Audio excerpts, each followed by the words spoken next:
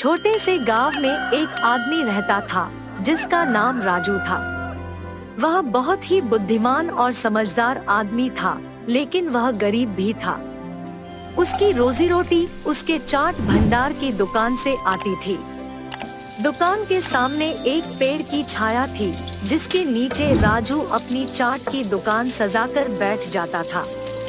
वह कभी भी आलस्य में नहीं पड़ता था, बल्कि उसकी दुकान में बिना रुके लगातार काम करता रहता था। वह गरीब था, लेकिन उसकी मेहनती और उम्दा चाट ने उसे गांव का सर्वश्रेष्ठ बिजनेसमैन बना दिया था। राजू ने दुकान के आसपास की छोटी सी जगह में चाट बनाने का विशेष प्रणाली विकसित की थी। वहाँ वह अपने रहस्यमयी मसालों का उपयोग करके दिन भर चाट बनाता रहता था। वह जानता था कि उसकी चाट में उसके मसालों के अलावा भी कुछ खास बातें होती हैं, जो उसकी चाट को अन्य चाटों से अलग बनाती है। उसकी दुकान के आसपास खड़े गांव के लोग उसकी चाट का स्वाद लेने के लिए कातर होते थे। गांव के लोग उसके चाट की दुकान के लिए जाने वाले थे, क्योंकि उसकी दुकान में वो खासियत थी जो किसी अन्य जगह पर नहीं मिलती थी। राजू की दुकान पर हमेशा भीड़ लगी रहती थी। वह अपने चाट और पानी पूरी के साथ एक खास मसाला मिलाता था, जिसके बिना चाट का स्वाद अधूरा लगता। उसकी दुकान के सामने की सड़क पर बच्चे, युवा, बुजुर्ग सब खड़े होते थे। उसकी दुकान की ओर देखते ही मुंह में पानी आने लगता था। राजू की विशेषता थी उसके रहस्यमयी मसालों में। उसने अपनी दुकान की चाटों को वो खासियत देने के लिए उन मसालों को तैयार किया था, जिनकी बात सुनकर तो किसी भी चाट के शौकीन की जीभ चिढ़ जाती।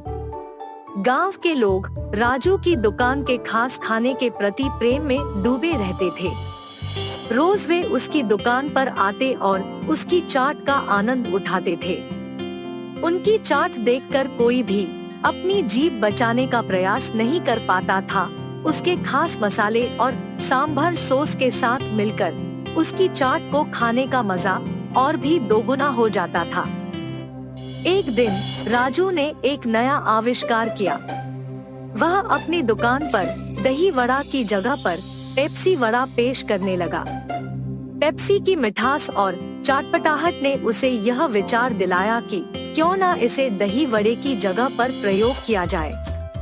राजू ने पेप्सी वड़े को तैयार किया और उसे अपनी दुकान पर बेचने लगा। इस नए आविष्कार के बारे में सुनकर कुछ लोग उसके साथ मजाक करने लगे, जबकि कुछ लोगों को यह नई और अलग स्वाद का अनुभव करने में मजा आया। राजू ने सोचा, विचार करने में कोई हानि नहीं है। उसने पेप्सी वड़े के साथ उसके खास मसाले मिलाए और यह नया व्यावसायिक प्रस्ताव अपने गांव के लोगों को प्रस्तुत किया। उन्होंने इसे पेप्सी चाट के नाम से पुनर्जीवित किया। पेप्सी चाट की खास मिठास, ताजगी और नयापन ने गांव के लोगों को प्रभावित किया। शुरुआत में जिधर कुछ लोग उसके साथ मजाक करते थे, उतने ही लोग उसकी नवाचार को स्वीकार करने लगे। धीरे धीरे पेप्सी चाट ने अपनी पहचान बनाई और गांव के लोगों की पसंद बन गई।